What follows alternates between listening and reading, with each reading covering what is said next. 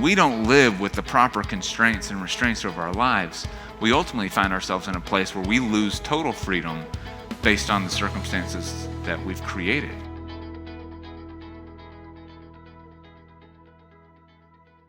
All right, gentlemen, we'll go ahead and jump in. Glad you're all here with us this morning. If this is your first time, hey, thanks for showing up, for being brave and trying something new.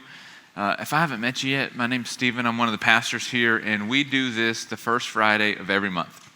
And the reason we do it is really simple, but it's also really important because I find that, especially in today's world and culture and climate, being a man is particularly challenging, and also being a Christian is particularly challenging. And I think when you combine the two together, it's really difficult, especially when you're trying to navigate doing both of those things well on your own. And so the reason we gather is so that we don't have to do it on our own and so that we can do it well. And so I'm glad that you've prioritized this time that we're together. What we're going to do is have a conversation about what it means to be a man of faith and try to give some insight and some tools that you can use. And then when I'm done talking, we'll spend most of the time so that you can talk at tables. And so I'm going to open us in prayer and then we'll dive on in. So let us pray. Gracious God, we know that you were here this morning, and we're grateful that you have brought each of us here to this place as well. God, meet us in the midst of our discussions. Open our ears and our minds and our hearts to hear your word. Illuminate the places in our lives where we need to more conform to your image, and strengthen and encourage us to do this work together. We pray this in your name. Amen. Okay, so today we're going to talk about something that I think is probably as tightly held as any value that we might have, especially in the Western world and especially here in America. And this is the value of freedom. In fact, a recent poll kind of went around the nation, and among all of the values and virtues that we possess as people of this country, freedom is the one most tightly held. But I think that there's a danger in freedom because we don't understand it properly and we don't use it correctly. And so as I was doing some reading a couple months ago, I came across this letter that Edmund Burke wrote to a French politician during the French Revolution. Edmund Burke is a British politician writing correspondence to a friend who's in France as they're trying to navigate the French Revolution. And these are his words, and he's just going to throw us right into the deep end. So this is what Edmund Burke wrote. He said, "Men are qualified for civil liberty." You can insert the word freedom there for that. "Men are qualified for civil liberty in exact proportion to their disposition to put moral chains upon their own appetites." Read it again. We don't talk like this anymore. "Men are qualified for civil liberty in exact proportion to their disposition to put moral chains upon their own appetites." What Edmund is doing here in this is he's setting up this dynamic that exists, that freedom is connected to restraint or the lack of freedom. Right? There's this connection between the two. And I think this is something that we fail to understand in our world, and particularly in our country, because we think freedom means unlimited freedom. But what Edmund Burke is saying is, no, freedom works best under certain constraints. And the constraints that Edmund Burke is suggesting in this is internal personal constraints, right? So, qualified for civil liberty, they should experience freedom in their life in exact proportion to their disposition, their willingness, their acceptance to put moral chains upon their own appetites. He goes on. "Society cannot exist unless a controlling power upon will and appetite be placed somewhere. For society to function well, there has to be limits around will and appetite. And what Burke says is, the less of it there is within, the more there must be without. The less restraint that we have within ourselves, the more restraint and constraint we need for society to function.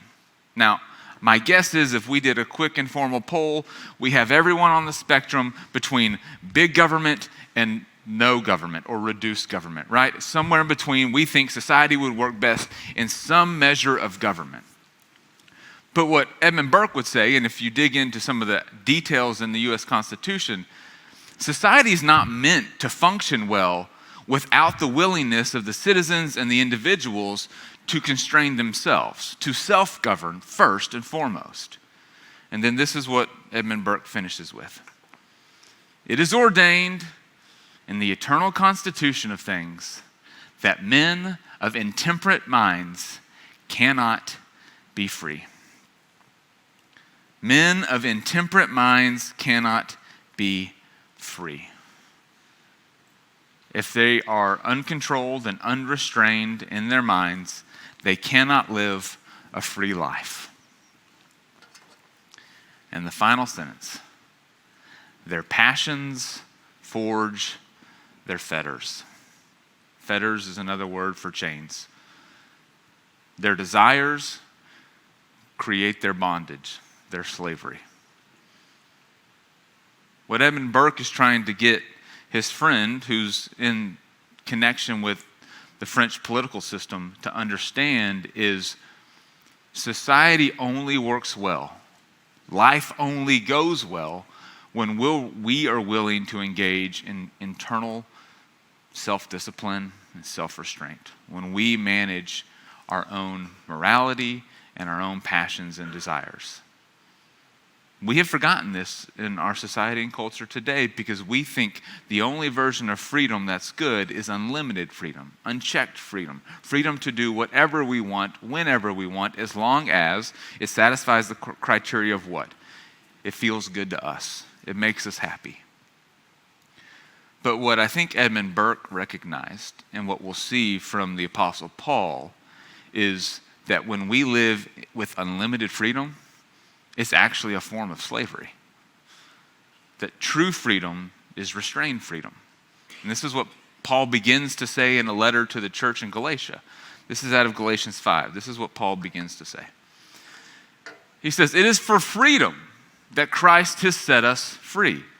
It is for liberty. It is for the opportunity to self-determine our lives that Christ has set us free. Stand firm then, and do not let yourselves be burdened again by a yoke of slavery." This is the kind of the continuum that we find ourselves in, somewhere between freedom and slavery. And what we mistake today is that the way to get maximum freedom, that's the way that we get the happiest, fullest life possible. But because we view it on a continuum. But what Paul would say, what Burke would say, is it actually exists in a circle. The closer you move towards total freedom, the closer you move towards slavery. So, he goes on. To avoid this, to avoid living in bondage, to avoid living in captivity or slavery, he says, I tell you, walk by the Spirit, and you will not gratify the desires of the flesh. For the flesh desires what is contrary to the Spirit, and the Spirit what is contrary to the flesh. Two ways our lives can be governed. One is living by the flesh. What do I want? What feels good to me? Let me get more and more of whatever desires exist within me. The other is living by the Spirit. Following the path of Jesus, learning to live as Jesus lived, engaging in the actions, the habits, the behaviors that Jesus modeled for us. And what Paul goes on to say is he says these two ways are in conflict with each other. And you're not supposed to do whatever you want. The reason you're not supposed to do whatever you want is because when you do whatever you want, you ultimately find yourself in a place of slavery. Walking by the flesh, living at the whims of your desires, is actually not freedom. It's the opposite of that, because you're not actually in control of the direction and the quality of your life. You're at the mercy of the direction of your desires. You're a slave to those things. Our passions, in that sense, in Burke's language, forge our fetters. Timothy Keller pastor, fairly recently deceased, but pastor in New York City, explains it this way. He says, freedom is not the absence of constraints. This is what we don't understand. Freedom is not the absence of constraints, but finding the right ones. Those constraints that fit our nature and that they liberate us. And I think for us that feels paradoxical, that constraints actually liberate us. For any of you who ascribe to a set of personal disciplines, this is in the language of former Navy SEAL and, men's guru, but Jocko Willink says discipline equals freedom. All of this is reinforcing the same central idea. There are restraints that we can live within and under that actually liberate us. And what Paul would be saying is that those restraints and constraints are living in the example of Jesus Christ, walking by the Spirit.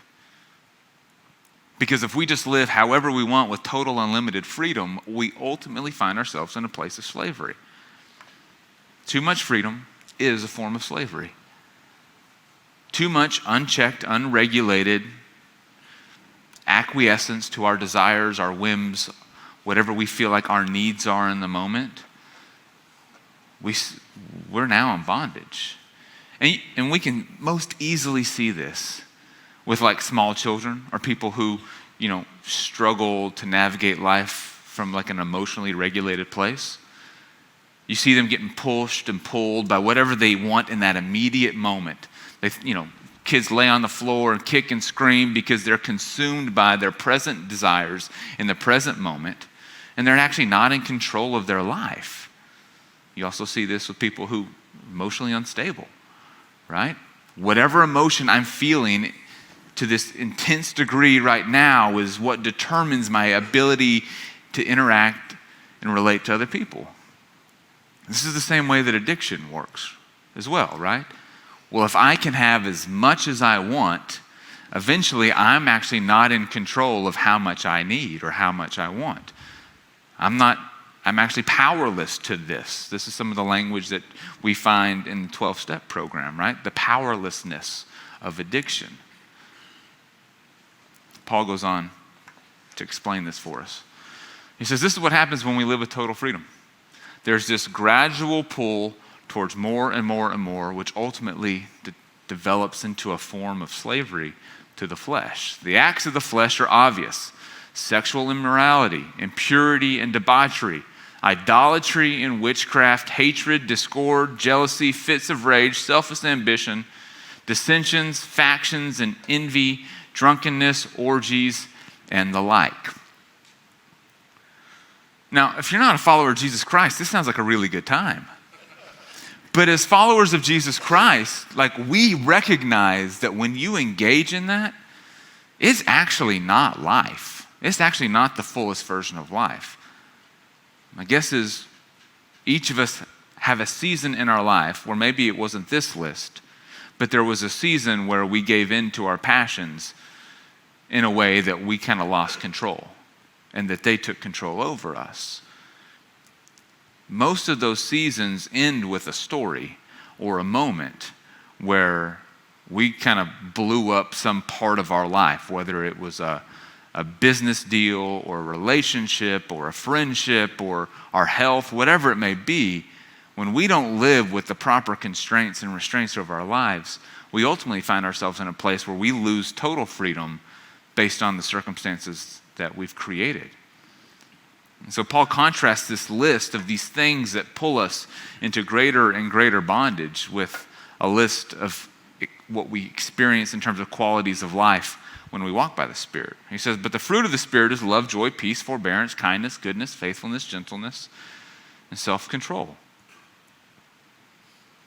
When you restrain yourself in the appropriate places and you don't constantly give in to all of your needs and desires, these are the fruits that you experience in your life.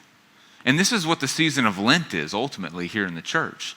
The 40 days between Ash Wednesday and Easter is a season primarily focused with two things: fasting and confession.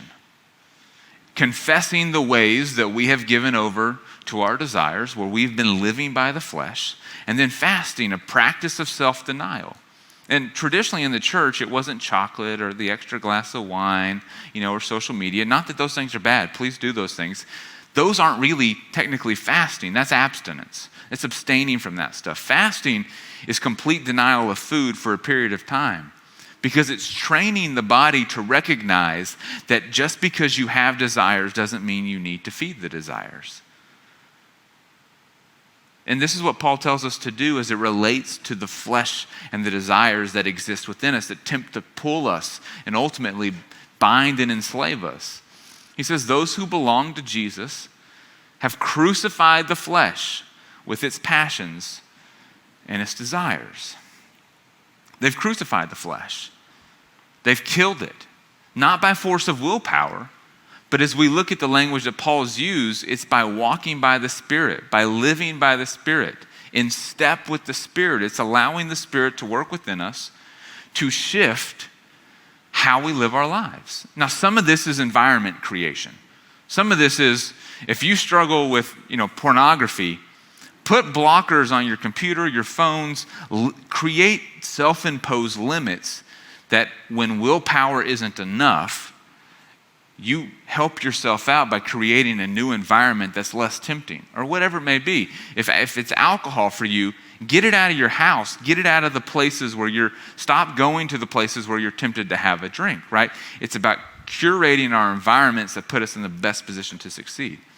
But ultimately, as people of faith, it's not just about willpower, but it's about spirit power. And so the idea with all of this, if we're going to boil all of this down, this idea around the limits of freedom and the life that constraints actually give us, is what you feed grows and what you starve dies.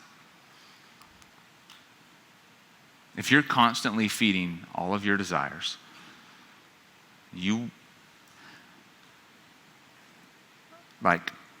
paradoxically, like if you're hungry and you eat, you're not hungry anymore.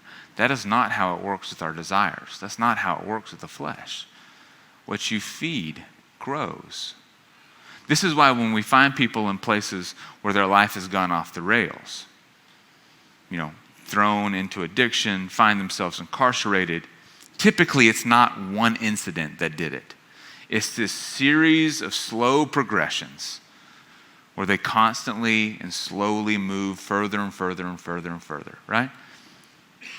One drink doesn't do it anymore, so now I need two. 2 drinks doesn't do it anymore, now I need 3. 3 drinks doesn't do it anymore, now I need 4.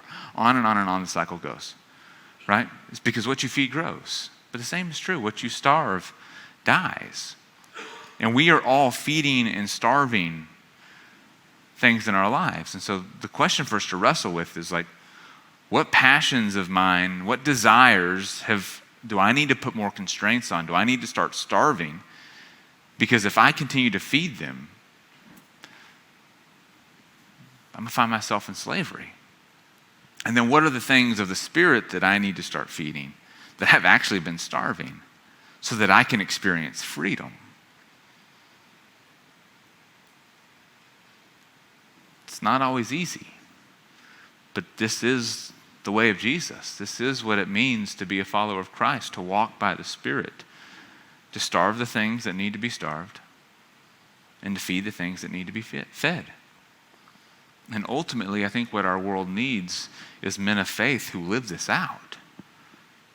Because the easy knock against masculinity is the form of masculinity where we take what we want, do what we want, and we live in total freedom. And all of the abuse and all of the issues that come with men who do what they want, however they want, with whomever they want, that's not what it means to be a man, especially not what it means to be a man of faith. It's to have restrained power, restrained freedom, I think, that gives life, and that gives life to other people, and that's inspiring. Knowing that you can, but you choose not to, is real power. Not doing whatever you want, whenever you want it.